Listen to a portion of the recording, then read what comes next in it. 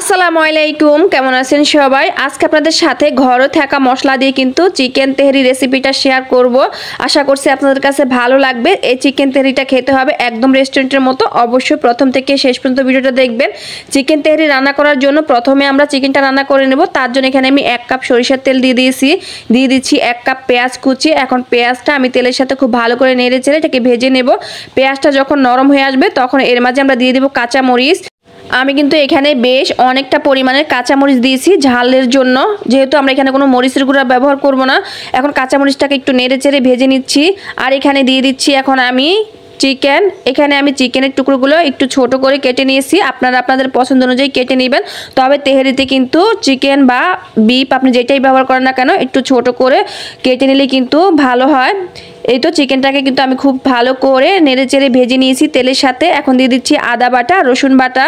এখানে আমি 1.5 টেবিল চামচ দিয়েছি রসুন বাটা, 1 টেবিল চামচ দিয়েছি আদা বাটা, আর দিয়ে দিচ্ছি পরিমাণ মতো লবণ। এখন সবগুলোকে একসাথে আবার একটু নেড়ে চেড়ে একটা ঢাকনা দিয়ে ঢেকে দিচ্ছি। ঢাকনা দিয়ে ঢেকে দেওয়ার পর কিন্তু অনেকটা পানি ছেড়ে দিয়েছে। এখন ঢাকনাটা খুলে আমি আবার একটু নেড়ে চেড়ে নিচ্ছি। এখন দিয়ে দিচ্ছি 1/2 কাপের মতো টক দই। টক দইটা অবশ্যই দিতে চেষ্টা করবেন, এতে করে কিন্তু তেহারির টেস্টটা ভালো হবে। আর আপনারা তেহারি রান্না করার সময় অবশ্যই কিন্তু সরিষার তেল দিয়ে রান্না করবেন, এতে করে আপনি আসল তেহারির স্বাদ পাবেন। এই তো অল্প একটু পানি দিচ্ছি, দিয়ে আবার একটু নেড়ে চেড়ে দিচ্ছি। আর এখানে আমি একটা মশলা তৈরি করেছি তেহারির জন্য, সেই মশলাটা দিয়ে দিচ্ছি। এখন আবার একটু নেড়ে চেড়ে এখন একটা ঢাকনা দিয়ে ঢেকে এটাকে রান্না করে নিব যতক্ষণ না চিকেনটা একদম সেদ্ধ হয়ে যাচ্ছে আর পানিটা শুকিয়ে আসছে। আমি তেহারিতে যে গুঁড়া মশলাটা ব্যবহার করেছি সেটা আপনাদেরকে দেখিয়ে দিচ্ছি। এখানে আমি নিয়েছি দারচিনি, এখানে 2 ইঞ্চির মতো দারচিনি হবে। নিয়ে নিচ্ছি এখানে 6 থেকে 7টা এলাচ, আর 15 থেকে 20টার মতো হবে নিয়েছি লবঙ্গ। গোলমরিচ নিয়েছি 20টার মতো হবে।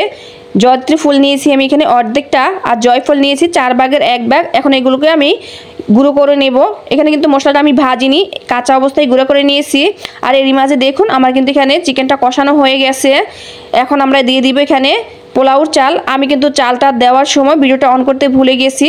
এখানে আমি 3 কাপের মতো পোলাওর চাল ধুয়ে পানি ঝরিয়ে নিয়েছি, আর চালটাকে দিয়ে একটু ভালো করে নেড়ে চেড়ে এটাকে ভেজে নিচ্ছি। আমি কিন্তু চালটা দেওয়ার সময় চিকেনগুলো তুলে রাখিনি, চিকেনের সাথে চালটা দিয়ে ভেজে নিয়েছি 4 থেকে 5 মিনিটের মতো। এখন দিয়ে দিচ্ছি আমি ফুটন্ত গরম পানি। এখানে আমি 3 কাপের জন্য 6 কাপ পানি দিয়েছি। আর এখানে দিচ্ছি আমি ছোট আলুটা আমি আগে থেকে সেদ্ধ করে নিয়েছি, দিয়েছি আবারও কয়েকটা কাঁচামরিচ, দিয়ে দিচ্ছি কেওড়ার জল আর গোলাপ জল, পরিমাণ মতো দিয়ে দিচ্ছি লবণ। আমি কিন্তু চালটা ভাজার সময় কোনো লবণ দেইনি।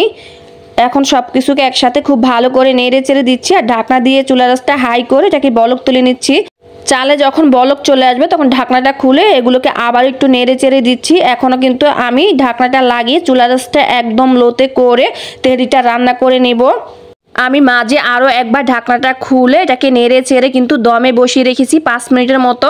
এরই মাঝে দেখুন আমার তেহারিটা কিন্তু রান্না করা হয়ে গেছে। আর মাশাআল্লাহ তেহারিটা দেখতে অনেক সুন্দর হয়েছে, আর একদম ঝরঝরা হয়েছে। একদম বেশি সিদ্ধ হয়ে কিন্তু ক্যাতক্যাতা হয়ে যায়নি, আবার কিন্তু একদম চালও থাকেনি। আমি আপনাদেরকে একটু দেখিয়ে দিচ্ছি এটা কত সুন্দরভাবে সেদ্ধ করা হয়ে গেছে। দেখে নিশ্চয়ই বুঝতে পারতেছেন এটা কত সুন্দর রান্না হয়েছে। বাস তৈরি করা হয়ে গেল কম মশলায় কম উপকরণে দারুণ মজাদার চিকেন তেহারি। এই তেহারিটা তৈরি করতে যেমনি সোজা, খেতে অনেক বেশি মজা লাগে। আপনারা বাসায় অবশ্যই একবার তৈরি করবেন, দেখবেন বাচ্চা বড় সবাই অনেক বেশি পছন্দ করবে। আর দেখুন এই তেহারিটা দেখতে কতটা ঝরঝরে হয়েছে। আপনি এখন হাতের তুড়ি মেরে কিন্তু তেহারি বা বিরিয়ানি রান্না করে বাচ্চাদেরকে দিতে পারবেন। তো বন্ধুরা, আমার রেসিপিটা ভালো লাগলে লাইক কমেন্ট শেয়ার করতে একদম ভুলবেন না। সবাই ভালো থাকবেন, নিরাপদে থাকবেন। আজকের মতো এখানে বিদায় নিচ্ছি। আল্লাহ হাফেজ।